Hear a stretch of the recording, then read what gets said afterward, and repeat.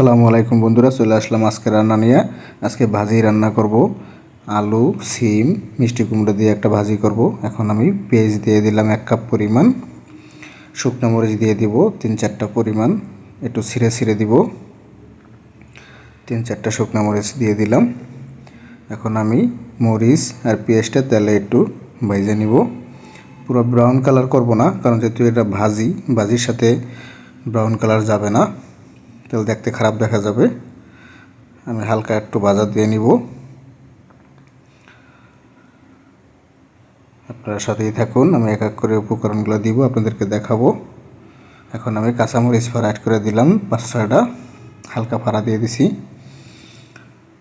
একটু হালকা ভাজে নিব। এখন আমি সবজিটা দিয়ে দিব এখানে, আলু, সিম আর হলো মিষ্টি কুমড়া আমি একসাথে সুন্দর মতো একইভাবে কেটে নিছি, কুচি কুচি করে, দেখতেই পারতেছেন।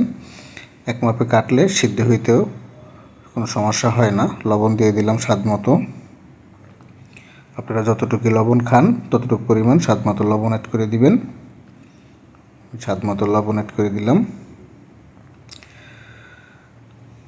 আপনাদের কাছে অবশ্যই ভালো লাগবে এরকমভাবে করলে, বাসায় বসে করে দেখবেন। আশা করি ইনশাল্লাহ ভালো লাগবে। যদি আপনাদের কাছে আমার খাবারটা ভালো লাগে, হলুদ দিয়ে দিলাম পরিমাণ মতো, হালকা 4 চামচের হাফ চা চামচ পরিমাণ। যাই হোক, আপনাদের কাছে যদি ভালো লাগে অবশ্যই কমেন্টে জানাবেন। চ্যানেলটা লাইক, শেয়ার, সাবস্ক্রাইব করে দিবেন। ইউটিউব চ্যানেলে পাবেন মর্দ কিচেন 001-এ, আর ফেসবুকে পাবেন কাহিনী কিচেনে।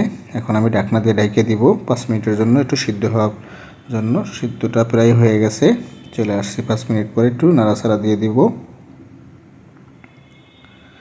পুরোপুরি সিদ্ধ এখন পর্যন্ত হয় নাই, তাই আমার আর একটু ঢেকে দিতে হবে। তাই আমি একটু সবজিটা একটু চেক করে দেখব। এখন পর্যন্ত আমার হয় নাই, তাই আমি আর একটু নাড়াচাড়া দিব। দেওয়ার পরে একটু লবণ, আর একটু স্বাদ মতো লবণ দিয়ে দিলাম, মানে লবণটা আমার তখন হয়েছিল না, তাই আর একটু অ্যাড করলাম।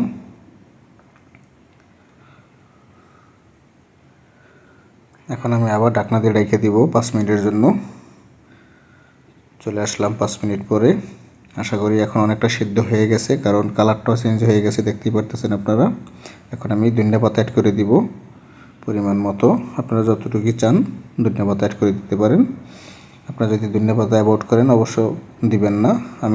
আমার কাছে ভালো লাগে তাই আমি অ্যাড করে দিলাম। আমার রান্নাটা প্রায় শেষের দিক, কারণ লাস্ট টাইম আমি ধনিয়া পাতাটা অ্যাড করে দিছি। দেখতেই পারতেছেন তেলটাও ছেড়ে দিছে।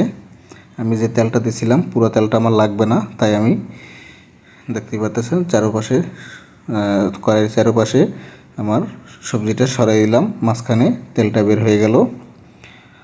সবাই ভালো থাকবেন, সুস্থ থাকবেন। আল্লাহ হাফেজ।